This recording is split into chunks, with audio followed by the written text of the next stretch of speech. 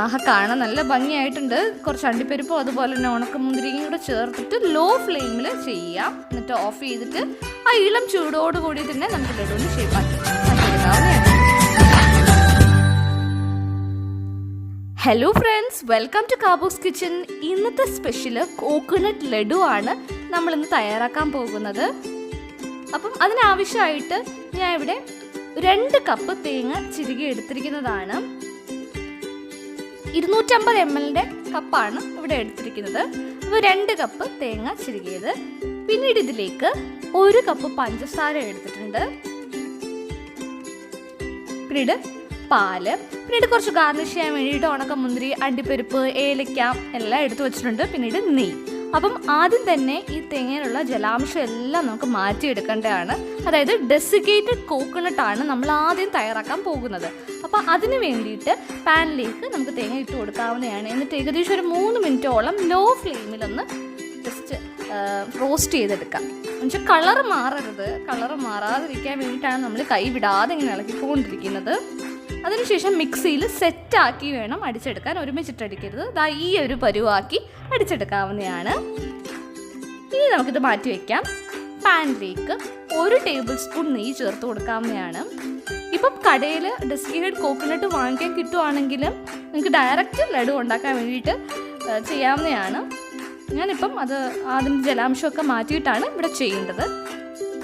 അപ്പം ഞാൻ ഇത് ചേർത്ത് കൊടുത്തു. നേരത്തെ തന്നെ അടിച്ചു വെച്ചിരുന്നത് ചേർത്ത് കൊടുത്തിട്ട് ഇനി നമ്മൾ കൈ വിടാതെ ഇളക്കിക്കൊണ്ടിരിക്കുക. അതിൻ്റെ കളർ ചേഞ്ച് വരരുത്. അതുകൊണ്ടാണ് ഇങ്ങനെ ചെയ്യുന്നത്. ലോ ഫ്ലെയിമിലിട്ട് വേണം ചെയ്യാൻ.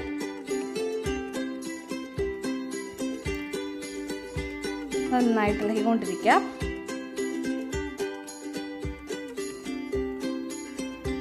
ഇനി ഏകദേശം ഒരു 5 മിനിറ്റ് കഴിയുമ്പോഴത്തേക്ക് നമുക്ക് പാല് ചേർത്ത് കൊടുക്കാവുന്നതാണ്.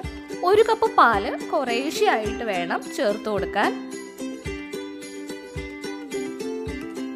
അതുപോലെ ഈ പാല് നന്നായിട്ട് അങ്ങ് വറ്റണം.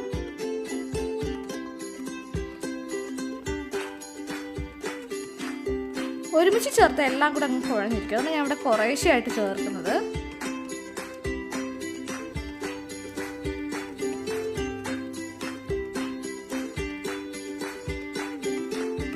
അങ്ങനെ 1 കപ്പ് പാലും ഞാൻ ഇവിടെ ചേർത്ത് കൊടുത്തിട്ടുണ്ട്.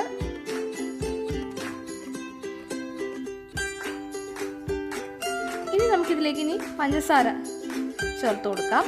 1 കപ്പ് പഞ്ചസാരയാണ് ഞാൻ ഇതിലേക്ക് എടുത്തിരുന്നത്.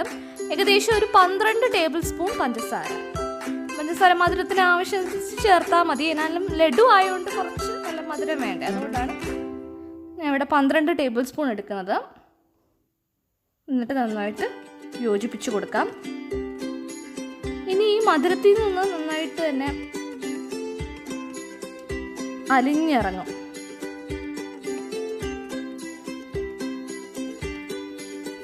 അപ്പോൾ അതിൻ്റെ ആ ജലാംശം എല്ലാം അങ്ങ് മാറണം. ഇതേപോലെ എല്ലാം അങ്ങ് മാറ്റിയെടുക്കേണ്ടതാണ് നമ്മൾ. അതുകൊണ്ട് തന്നെ കൈവിടാതെ ഇളക്കിക്കൊണ്ടിരിക്കുക.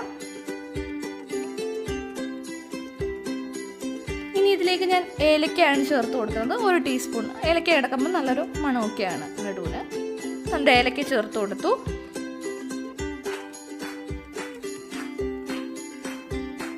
എന്നിട്ട് നന്നായിട്ട് യോജിപ്പിച്ച് കൊടുക്കാം.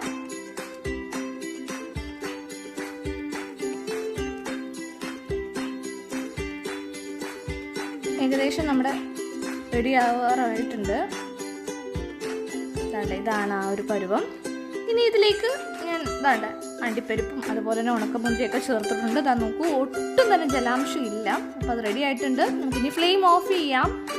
എന്നിട്ട് ഞാൻ ആ ഇളം ചൂടോടുകൂടി തന്നെയാണ് ചെറിയ ലഡുവിൻ്റെ ഷേപ്പാക്കി എടുക്കുന്നത്. ഉണക്കമുന്തിരിയൊക്കെ കിടക്കുമ്പോൾ നല്ല കാണാൻ നല്ല ഭംഗിയല്ലേ, അതുകൊണ്ടാണ് അങ്ങനെ ചേർക്കുന്നത്. ആ ചെറിയ ലഡു ഞാൻ ഒരെണ്ണം ആക്കി വെച്ചിട്ടുണ്ട്. അങ്ങനെ ഓരോന്നോരോന്നായിട്ട് നമുക്ക് ചെയ്തെടുക്കാവുന്നതാണ്.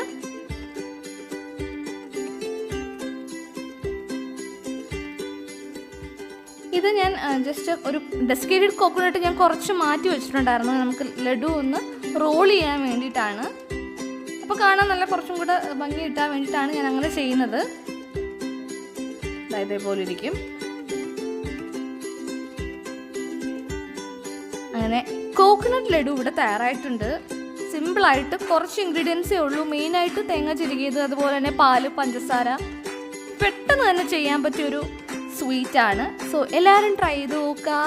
Thank you for watching my video and subscribe for more videos.